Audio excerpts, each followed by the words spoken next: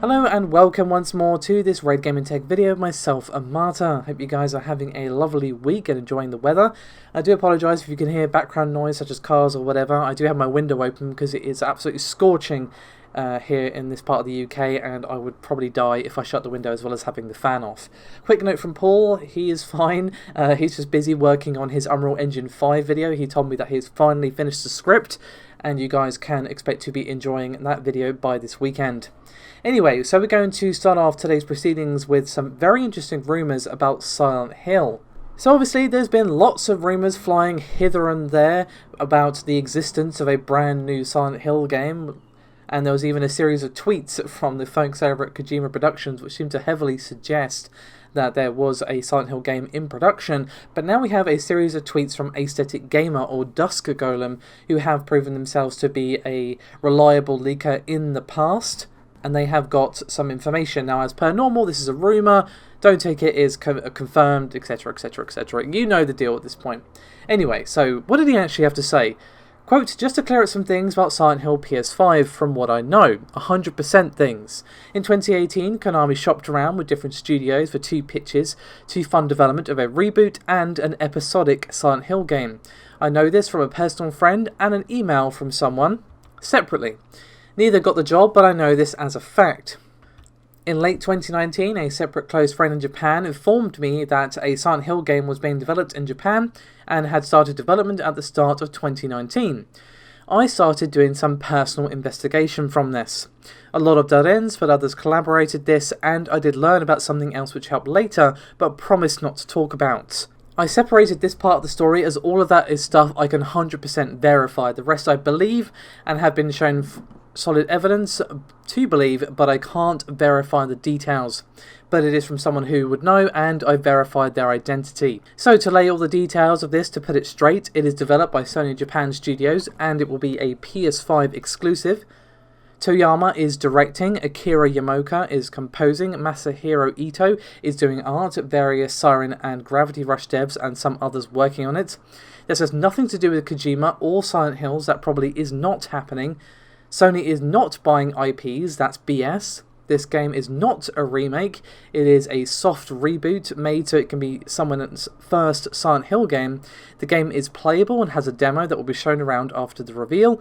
The details of this are not murky, there should be no miscommunication. Just lay it all out if all true, and then I'd believe it though. Now, I really hope this is all true, because that sounds pretty great to me. You know, Toyama directing, Akira Yamaoka composing, Masahiro Ito doing the art.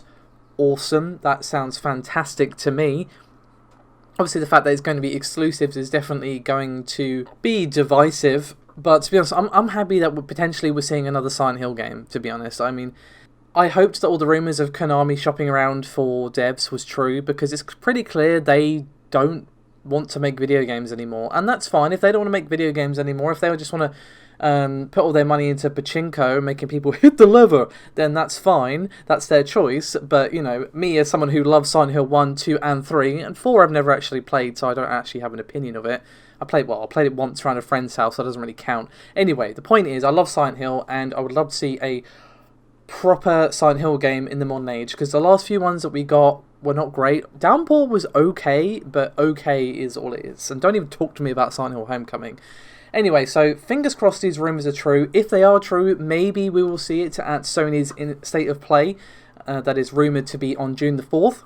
According to Aesthetic Gamer, there is a demo and the game is playable, so it would make sense for us to get some gameplay from this if it's true. So fingers and toes crossed, my friend.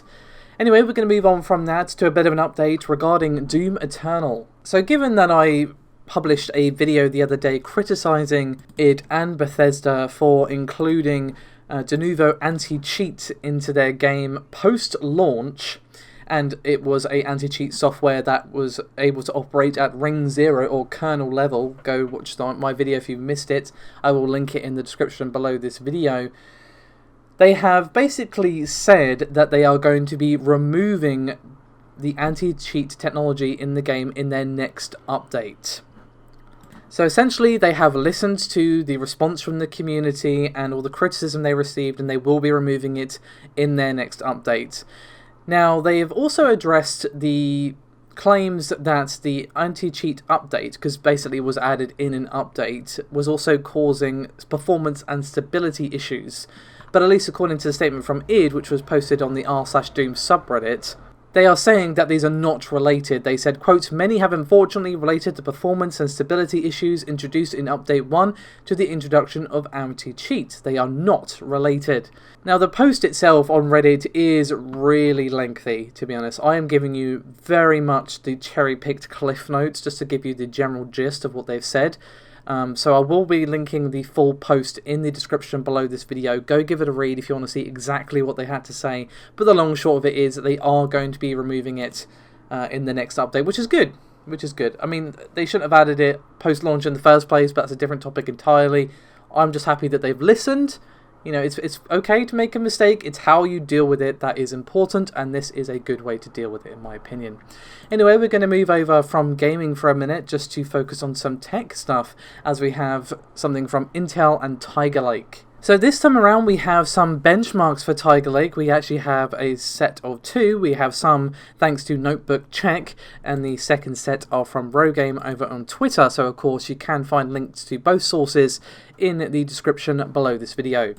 So let's begin with Tiger Lake, shall we? So a Intel Ice Lake i3 is taken as a reference, and according to this chart, the reference Ice Lake core, which has 48 EUs, was beaten by another Ice Lake chip with 64 EUs, roughly about 50% faster, but Tiger Lake basically stomps them both.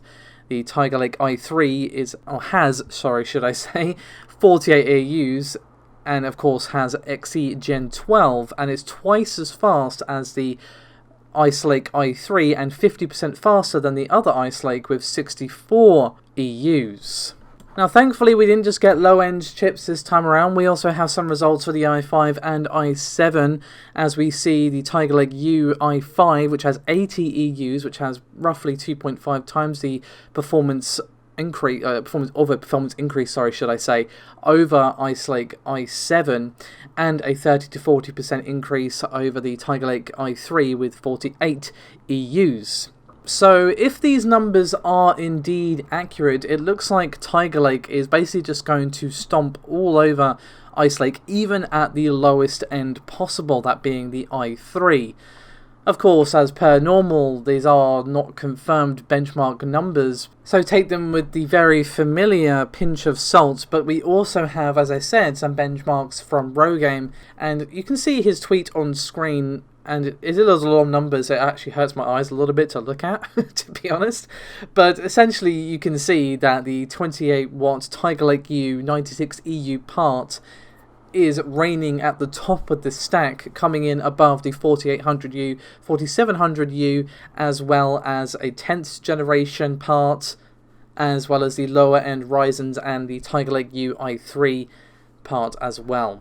Next up, however, we have some rumours regarding both AMD's Big Navi and Nvidia's Ampere. So what we have is a very interesting report from the Taiwanese website DigiTimes, and according to them we are going to be seeing both AMD's Big Navi and Nvidia's Ampere in September.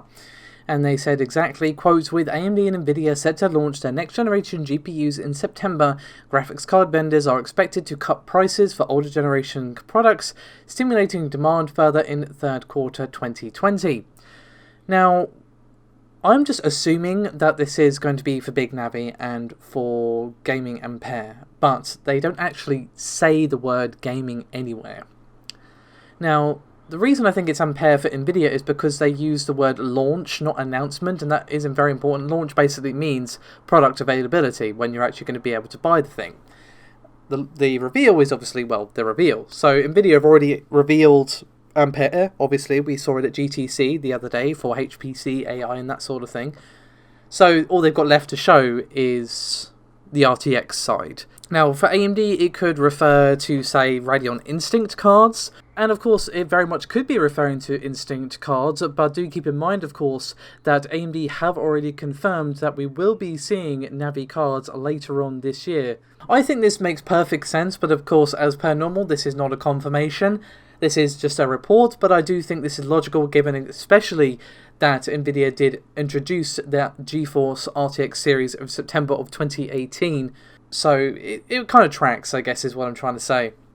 Anyway, we're going to finish up now with a bit of an update to something I covered ages ago from G2A.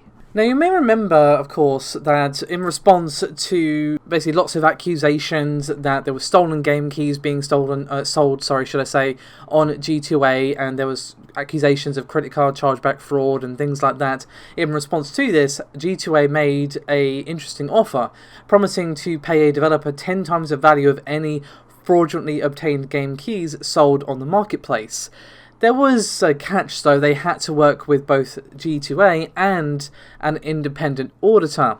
Only one company, the developers Wube Software, better known as the creators of Factorio, signed in onto the program. And there now has been a statement from G2A themselves. They've said, quote, Wube reported to G2A a list of 321 keys that it believed had been sold online illegitimately. After assessing a number of independent auditing companies and finding none that would meet our agreed requirements, Wube and G2A decided that G2A should proceed with an internal investigation. It's confirmed that 198 of Wube's keys had been sold via its marketplace between March 2016 and June 2016. So according to a report from GamesIndustry.biz, G2A has now paid out $39,600 to Wube, which is, as they promised, 10 times the value of the full price of the game keys. And in all fairness to G2A, they are saying that they are committed to continuing to compensate any developers in full for any fees incurred for, quote, any keys sold via G2A marketplace if they are able to prove that they were illegitimate. Now, I do wonder if more developers are actually going to take G2A up on this now that they have seen the Factorio devs actually come into a decent chunk of change as a result of this. Obviously, I can't speculate on that, but I do wonder because obviously there still is a lot of controversy surrounding the marketplace. They have responded to this, sure, but it took them way too long. But to be fair to them, they have acknowledged this. This is only fair that I read the statement that they issued to Polygon.com, which reads, quote, "We will be the first to admit that in our formative years as a company, we took too long to recognize that a small number of individuals were abusing our marketplace. However, the criticism we received was the wake-up call we needed. And over the last years, we have been totally committed to tackling any incidents of fraud on our site. Today, we use some of the most sophisticated proprietary anti-fraud AI technology of any online marketplace for digital products." I definitely think that G2A need to have a deeper look at the platform because roughly 60% of the submitted codes came back as fraudulent, if I'm understanding this correctly. That's a lot of keys and a lot of lost revenue. That's just for one developer as well. And an indie developer as well, a small developer. Now, Factorio is a very popular game, but, you know, it's not going to beat Call of Duty anytime soon, is my point. So, be interesting to see what happens in the future, if anything, but I just wanted to update you guys on this. Of course, you can find both the GamesIndustry.biz and the Polygon.com articles linked below. Hope you guys are having a good day, enjoy the weather as best as you can, and I'll speak to you soon. Bye-bye.